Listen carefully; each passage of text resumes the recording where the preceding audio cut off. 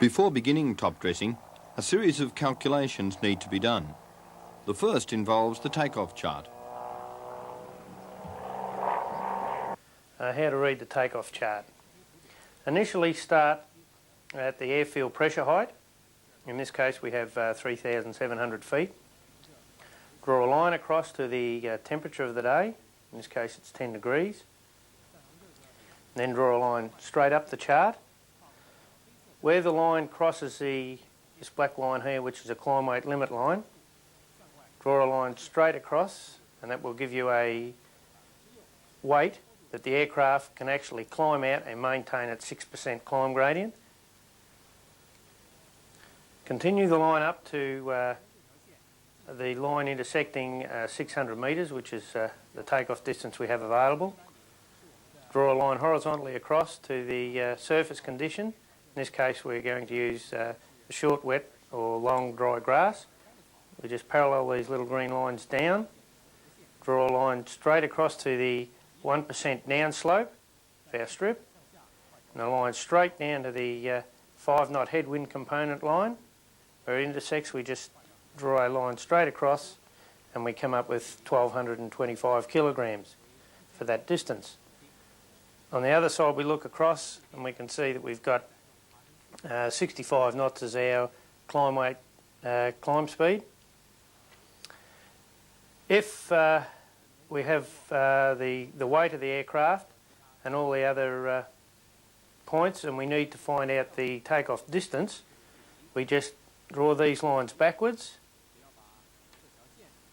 to here, and then we come in and draw this line to here, and where the two lines intersect will give us the takeoff distance that we require for the given weight. Now in this case here we have two weights. One is the maximum takeoff weight for the distance available, which happens to be 1,225 kilograms, and the weight above it, which is 1,275 kilograms, is the climb limit weight. Whichever is the lesser of the two, that's the weight we have to use for our maximum takeoff weight. Pre-flight calculations. From the takeoff graphs we determined that we have a maximum takeoff weight of 1,226 kilograms. From the flight manual we find the empty aircraft weight of 771 kilograms. We use a standard pilot weight of 77 kilograms, and the fuel we have on board is 98 kilograms. When we load the aircraft up we get 946 kilograms. This is with the empty aeroplane, the pilot and the fuel, and then what we do is take that figure from the maximum takeoff weight, which will give us the amount that we can actually cart in the aeroplane of fertiliser, which in this case is 280 kilograms. Then we look at the farmer's map, and coming up to the map we see he's got dead trees on the southern side, trees on the western boundary, stockyards on the southern side, and a hay shed in the centre. The strip is 1 kilometre to the northeast, so we know we have to track out to the southwest. We have a southwesterly wind blowing. The farmer's given us the area, and it happens to be 32 hectares. He's also given us the dimensions of the paddock, in that one boundary is 402 metres wide and the other boundary is 804 metres long. The farmer wants the application rate of 100 kilograms per hectare, so the amount of fertiliser that we need to put on will be 3.2 tonnes. Now what we want to do now is calculate what load we actually want in the aeroplane to effectively cover the paddock. And we have a formula to find out how many hectares per run that we can actually cover. And the length of the run in kilometres by the width of our swath in metres divided by 10 will give us the hectares that we cover per run. And here we can see 804 metres, which is 0.804 of a kilometre by 20 metres wide, divided by 10 will give us 1.6 hectares per run down the paddock. If we're putting it on at 100 kilograms per hectare, each run we will use 160 kilograms. And if we have 280 kilograms in the aircraft, we will do 1.7 runs. Now in top dressing operations, we don't want to finish halfway up the paddock, which in this case we'd be halfway or 2/3 up the paddock. So what we would do is revise our swath width. And in this case we'd narrow the swath width so we continue for 2 runs. And what we've done here is narrowed the swath width to 18 metres, which will give us 1.4 hectares per run. At 100 kilograms per hectare, we get 140 kilograms per run. So 2 runs will give us 280 kilograms in the aircraft. Therefore, 2 runs and the hopper would be empty.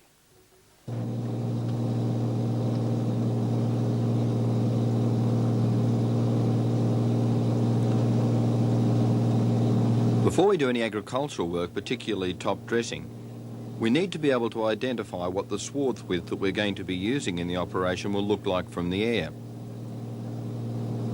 Remember, we'll be using natural markers, and for the purpose of this exercise, we've chosen to make our swath widths based on our previous calculations at 18-metre intervals across the paddock. So, to allow us to be able to get an idea of what this looks like from the air, we've paced out across a paddock and placed markers at 18-metre intervals across a paddock. Once we've gained an idea of it from the air using these markers, we'll be able to put it into practice in the field using natural markers.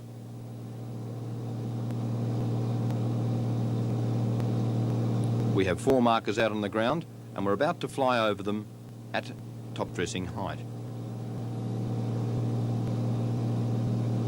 The first marker is a human marker, waving a flag, and we're about to fly over the top of him now.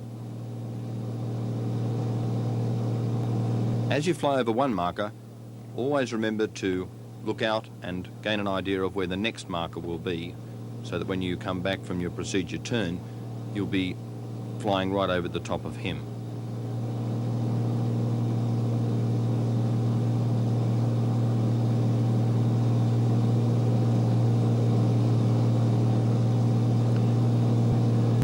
The next is a white cone marker.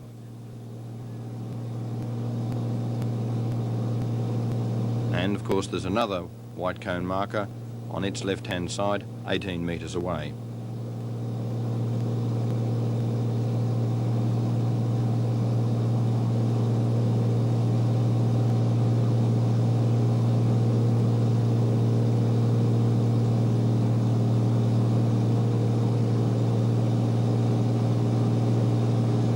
There's our third cone marker.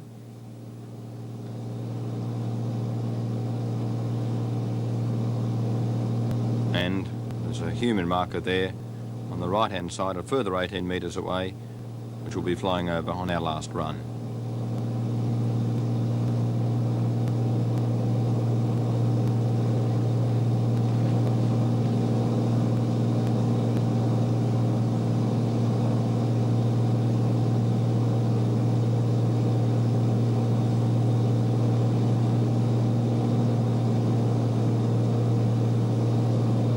The human marker now waving a flag. After completing this run, we're now ready to go out and do some top dressing using natural markers at 18-metre intervals.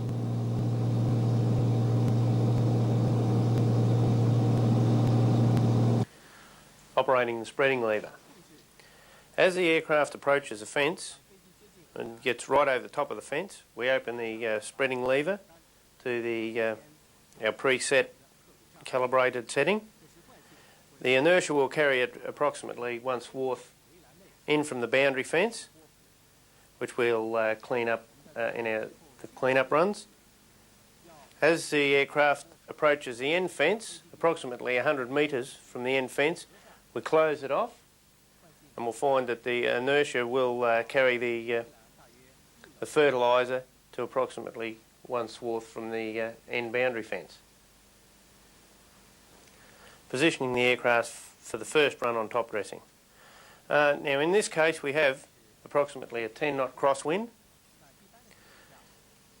Normally our swath width would be approximately that coming out under the aircraft, but as can be seen by the lighted area here, the 10 knot crosswind has actually drifted the fertiliser across approximately half a swath width. So in this situation we would need to stop a half a swath width in from the fence to allow the fertiliser to be placed alongside the fence. One of the most hazardous situations the agricultural pilot can encounter is to be caught while trying to fly up a blind gully.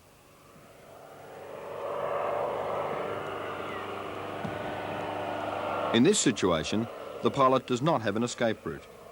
Before his airspeed has deteriorated too much, he will dump his load to gain enough speed to avoid an accident. Pilots should never place themselves in a position where they have to rely on dumping.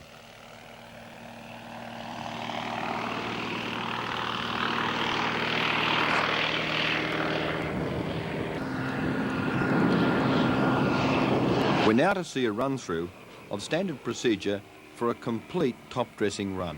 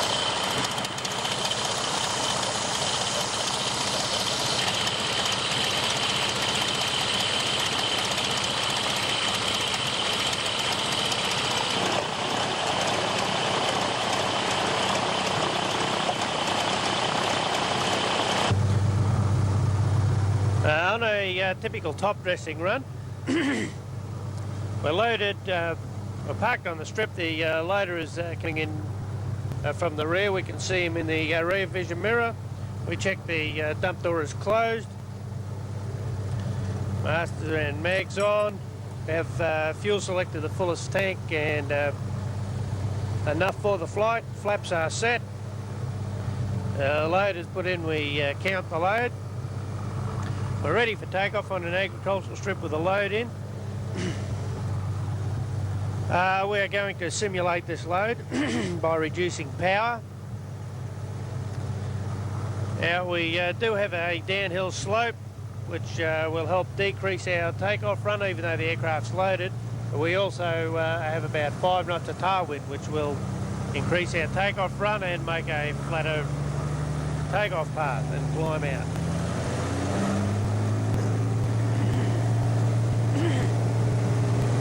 As the aircraft rolls down the strip,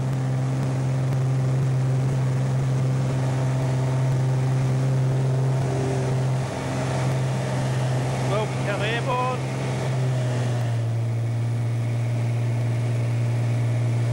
As we can see, we're simulating a normal load here. The aircraft is climbing away. We have a getaway to the left if we need it. If we were to have an engine failure, dump the load lower than nose and land straight up the hill ahead. We're going to this side of the gully at this stage and heading out towards the flatter country. The paddock that we're looking to top dress is actually up to our right, and this configuration elevation, the aircraft cannot climb up the hill to our right, so what we'll do is fly along this flatter country, keeping in mind that we've got to get away out to the left, and we'll just hop out here until we gain enough height to be able to climb up the hill.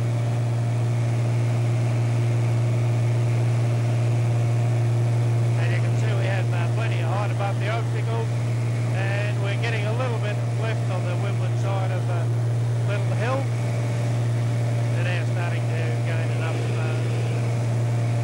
height to be able to turn up towards the slighter slope that we have. At this point as we turn up, we do have a little bit of false horizon effect.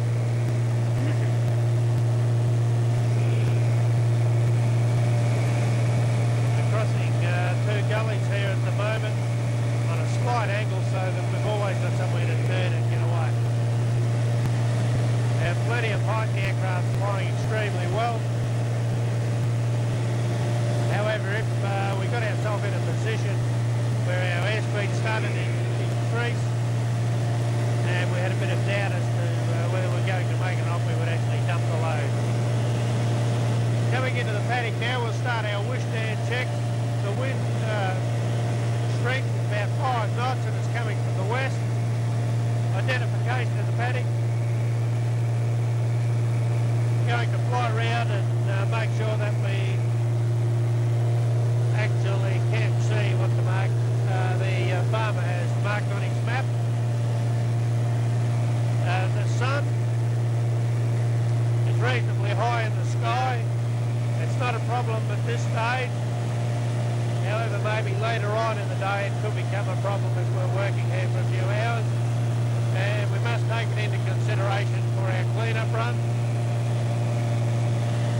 Hazards. We have a few hazards in the paddock, mainly trees. At this stage we can't see any power lines, or for that matter any clues as to where any power lines would lie. Because we're top dressing, there are no susceptible crops.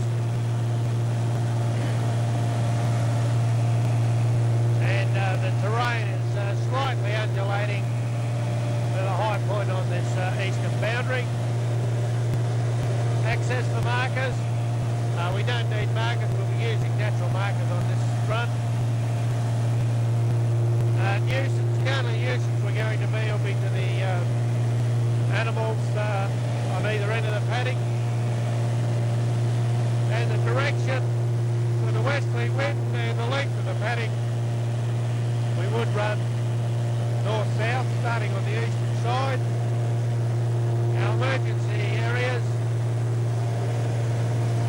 we have trees on the northern side, slight undulation, and some open paddocks in the turning area. No power lines. We'll have a quick look down the southern end and then start our run.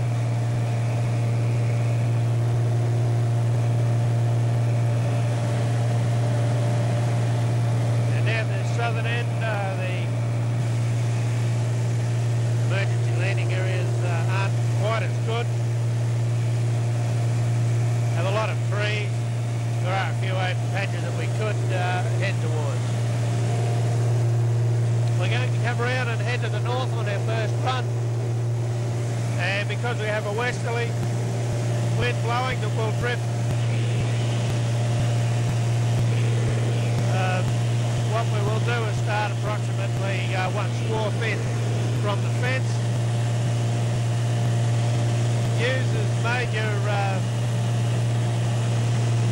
markers the most prominent points that you can pick. As you can see here, the first one of course we have is the hay shed. Line the aircraft up and get the airspeed as stable as possible before starting. We're coming up to the boundary fence now. Open the hopper to the setting we calibrate the aircraft for. Over the top of the shed we can see we have 2 more very good markers in the trees. And we'll be looking for our next run. As we come to the fence we close off 100 yards before the boundary fence. The marker I picked for the next run are some logs on the ground and the fence up near the hay shed. Using the flap in the procedure turn to tighten our radius of turn and also, of course, to reduce our stall speed. We'll find at this stage the aircraft performance has picked up slightly due to getting rid of about 1/3 of our load. See the logs and also the fence. Over the fence we open the hopper, and the next run will be somewhere approximately between the fence and the tree, and down this end 1-3. 100 yards before the boundary, close off and proceed to turn.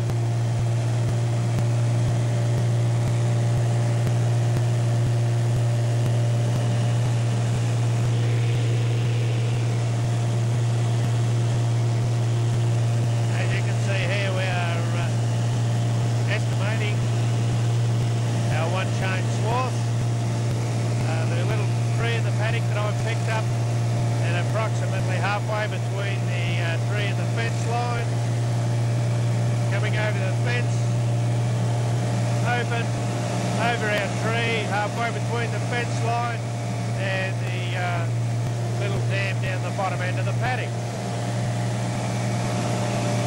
At the end of this run, as the hopper will be empty, we'd open it all the way up, clear the hopper and then close it. At this stage we'd assume we've actually finished the paddock, and now what we're doing is doing a reappraisal of the paddock just to check for any obstacles, wires that we have missed before doing our clean-up runs.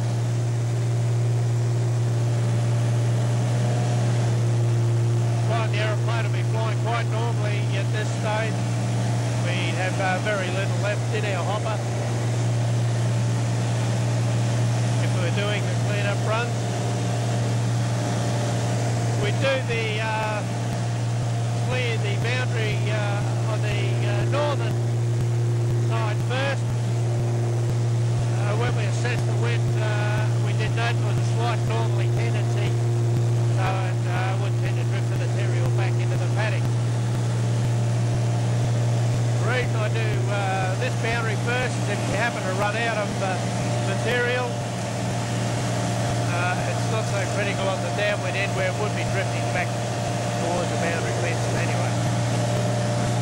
Coming into the boundary after checking that it's all clear, flying right along the boundary to allow the material to drift in.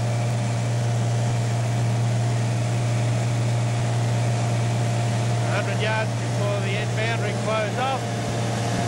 It would then turn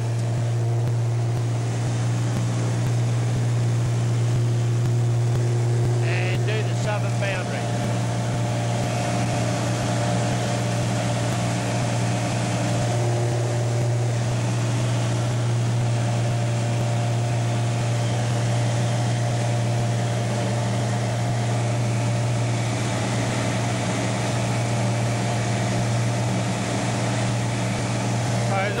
Open right up and head the aircraft back as fast as possible by the most direct route, providing it is safe to do so. At this point, you should try to relax, as on the return trip we haven't really got a great deal of pressure on us, and we're just flying an empty aeroplane back to our landing strip. The main thing is not to get too casual.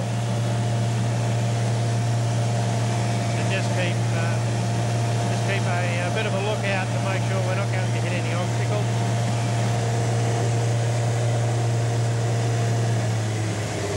And landing back on our strip.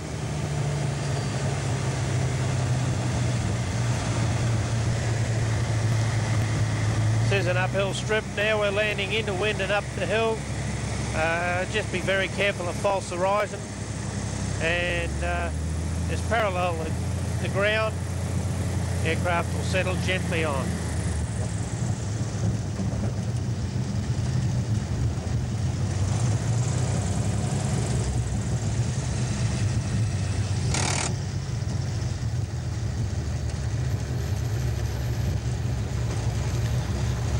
You turn the aeroplane around in a nice wide arc.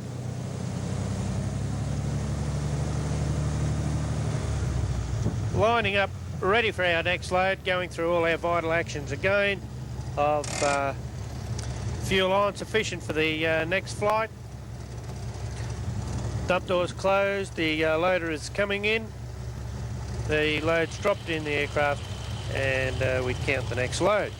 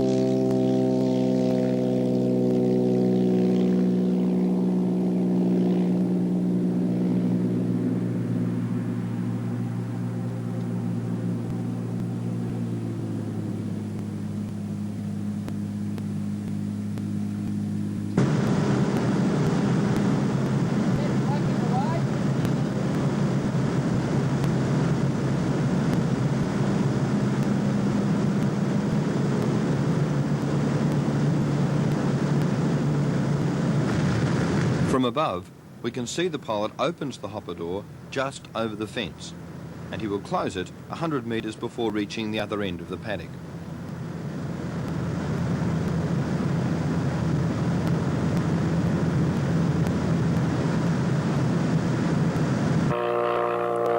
Now a view of the same procedure from the ground.